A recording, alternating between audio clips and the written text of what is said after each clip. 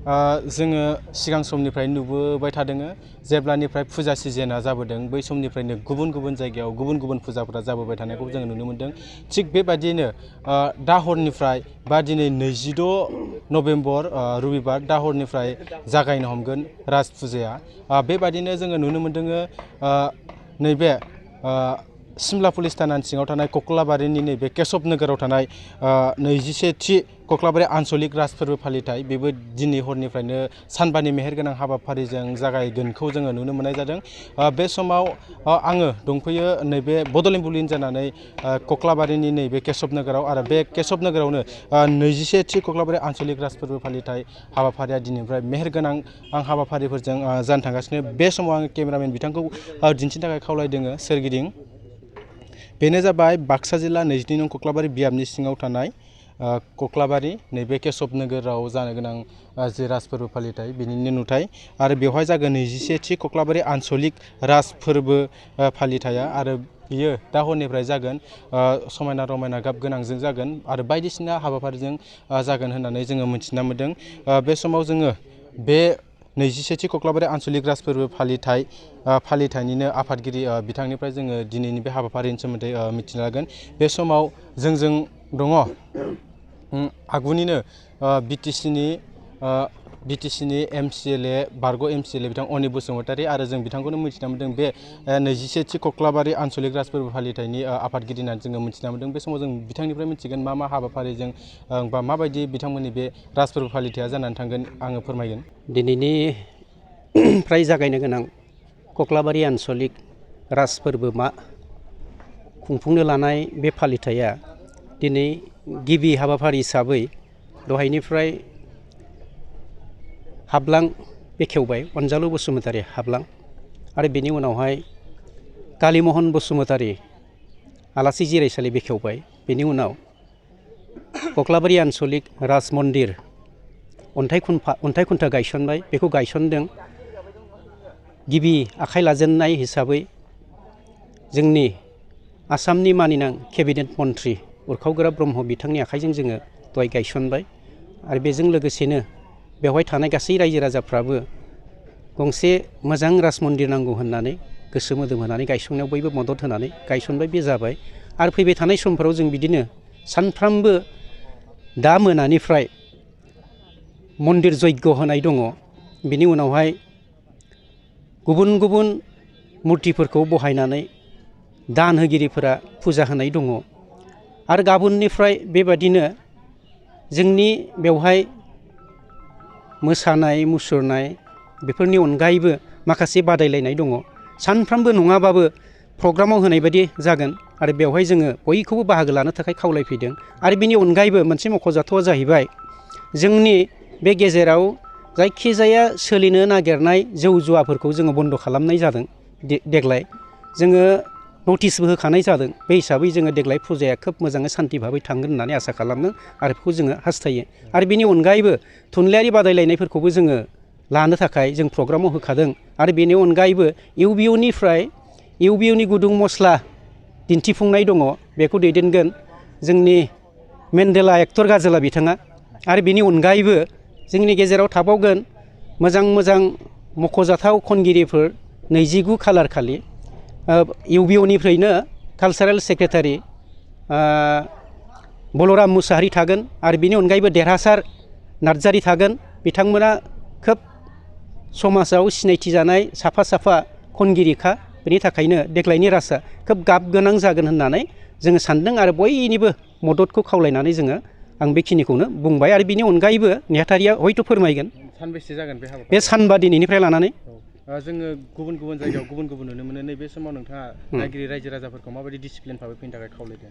जों बेवहाय जोङो साननाय बायदिबा गावबा गावनि जि हारिमुवारि नेरसोनफोर बेफोरखौनो गानै जुमै फैनानै बे राजमेलायाव दिन्थिफुंनायनि जिहेथुके मोनसे सम बोथोर राजमेलायाव बेफोरखौ खोब गावनि मोजाङै गाननाय जोमनायखौनो आब्रुथि लाखिनानै बेवहाय फैनानै रंजा बाजा खालामफैगोन होननानै जों सानो।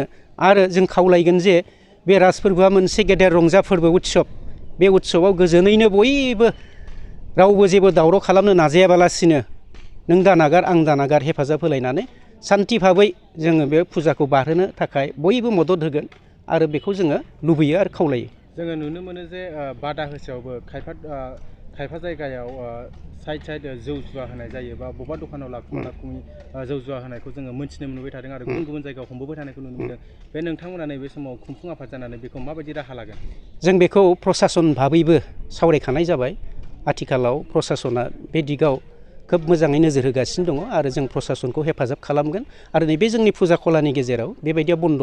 बेनिफ्राय गुबुन गामि सिंनिफ्राय लोंनानै फैनायखौथ' जों जेबो बुंनो हानाय नंला। बेनिफ्राय बे बाइक साफ्रेनाय मा साफ्रेनायफोरखौबो जाहाथे खालामनायनिफ्राय गोजानाव थायो बेफोरखौबो जों खावलायो आरो दानि उन्दै उन्दै देरफुनाय गथ'फोरखौ जायखिजाया सोलेरारि जि हामलाय गोदौग्लायनाय बेफोरखौबो खोब मोजाङै सिरिबेङै गावबा गावनि जि आब्रुथि बे आब्रुथिखौ लाखिलांनानै फुजाखौ जानो फैगोन होननानै जोङो हास्थायो आरो खावलायो। गावबा गावनि जि आब्रुथि बे आब्रुथिखौ लाखिलांनानै फुजाखौ जानो फैगोन होननानै जोङो हास्थायो आरो खावलायो। जोंनि सिगाङाव नैबे 27थि कख्लाबारि आनसलिक राज फोरबो फालिथाय मानि आफादगिरि बिथाङा गोबां बाथ्रा फोरमायथिबाय माबायदि डिसिप्लिनजों फालिगोन आरो बिथांमोना सानबेसे हाबाफारिजों फालिगोन आरो बेवहाय सोर सोर मेथाइ रोजाबगिरि बा बेवहाय मा मोसानाय मुसुरनाय थागोन बिथाङा जोंनि गेजेरजों गोबाङैनो बाथ्रा फोरमायबाय आरो नैबे समाव जोङो बेनिनो 27थि कख्लाबारि आनसलिक राज फोरबो फालिथाय मानि नेहाथारिनिफ्राय जोङो मोनथिना लागोन बिथांमोना नैबे हाबाफारिखौ माबायदि फालिलांबाय थानो नागिरदों नैबे समाव। আজিৰ পৰা যে ৰাজ পূজা হ'ব আপোনালোকে কেনেকুৱা পালন কৰিব? আমিতো আজি 21 বছৰত আমাৰ ভৰি দিলোঁ ককলাবাৰী আঞ্চলিক ৰাজ মহোৎসৱ কমিটিয়ে। আজি 21 বছৰত আমি সুচাৰুৰূপে চলাই যাবলৈ সক্ষম হৈছোঁ। এইবাৰো আমি সুচাৰুৰূপে চলাই যাব পাৰিম বুলি ভাবি আমি আশা ৰাখিছোঁ। আৰু আমাৰ 5 দিনা কাৰ্যসূচীত আমাৰ প্ৰত্যেক দিনা আমাৰ প্ৰগ্ৰাম চলিব। এই প্ৰগ্ৰামখিনি আমাৰ সুচাৰুৰূপে চলাৰ কাৰণে আমি স্বেচ্ছাসেৱকো গঠন কৰি দিছোঁ। সেই স্বেচ্ছাসেৱকে পূজাৰ স্থলীত যেন কোনো ব্যতিক্ৰম নহয় বেলেগ সেই ক্ষেত্ৰত আমাৰ নজৰ ৰখাৰ কাৰণে আমি স্বেচ্ছাসেৱক গঠন কৰি লৈছোঁ। ৰাইজক কি ক'ব আপোনালোকে? এই পূজাক লৈ পেলাই ৰাইজক কি ক'ব আপোনালোকে?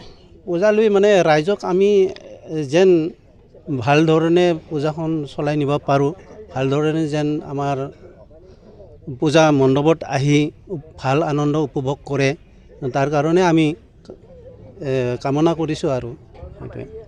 আৰু আমাৰ পূজাস্থলীত যেন আমাৰ মদ জুৱা এইটো আমি নিষেধ কৰিছোঁ আৰু আমাৰ বেনাৰত আমি লিখি দিছোঁ আৰু আমাৰ প্ৰশাসনৰ জৰিয়তে আমি এইটো জনাইছোঁ। नैबे समाव बिथाङाबो जोंनिसिम फोरमायबाय बिथांमोना जौ जुवा बायदि बायदि गाज्रि मुवाफोरखौ होबथानायजों लोगोसे रायजो राजाखौ नैबे जि 27थि कख्लाबारि आनसलिक राज फोरबो फालिथायमायावहाय जि फोरबो फालिथाय बेवहाय फैनानै डिसिप्लिन भाबै फैनानै हाबाफारिखौ जाफुंसार होफैगोनखौ मिजिंथिदों आरो साइड जौ जुवानि बिथिङावबो गोख्रों राहा लादों आरो बिथांमोना नांगौ जायोबा आयेननिबो हेफाजाब लागोन मदद लागोन होननानै बिथांमोना जोंनि बड'लेण्ड बुब्लिनि गेजेरजों फोरमायदों। बे समाव आङो जोंनि केमेरा पार्सनखौ फिन दिन्थिनो खावलायदों नैबे फुजा थावनिखौ बेनो जाबाय 22 नं कख्लाबारि बियाबनि सिङाव थानाय केशब नोगोर आरो बेवहायनो जागोन 27थि कख्लाबारि आनसलिक राज फोरबो फालिथाय बेवहायनो जागोन आरो जोबोद गाजा गोमजाजों सानबानि हाबाफारि बायदिसिना हाबाफारिजों मेहेरगोनाङै जागोन होननानै बिथांमोना जोंनिसिम फोरमायहरदों। नंगौ नैबे समाव आङो बड'लेण्ड बुब्लिनि जानानै दंफैयो 22 नं कख्लाबारि बियाबनि सिङाव थानाय नैबे केशब नोगोराव। सना रुफा आरो हिरानि जुवेलारि गाननो मोजां मोनग्रा सुबुंफोरनि थाखाय गोजोनथाव खौरां। दासान्दि फुजा बोथोरखाय खम बेसेनाव फानगासिनो MSCB जुवेलार्सआव सना रुफा आरो हिरानि समायना रमायना जोंख्लाबनाय जुवेलारिज। MSCB जुवेलार्सआव मोननो हागोन राजकोट जुवेलारि, कास्टिं जुवेलारि, कलकाता जुवेलारि, मेसिनजों बानायनाय जुवेलारि आरो आखाइजों बानायनाय जुवेलारि। लोगोसेनो हाबा हुखायाव गाननो थाखाय सना आरो हिरानि समायना जुवेलारिसफोरखौबो मोननो हागोन। MSCB जुवेलार्सआनो दं क'क्राझार सहरजों नांजाबनाय क'क्राझार रेल गेटनि साखाथि वार्ड नं 5 बिबेकानन्द पथआव। MSCB जुवेलार्सजों थोंजोङै जगाजग खालामनोबो हागोन 9954273079 जानबुं अनजिमायाव।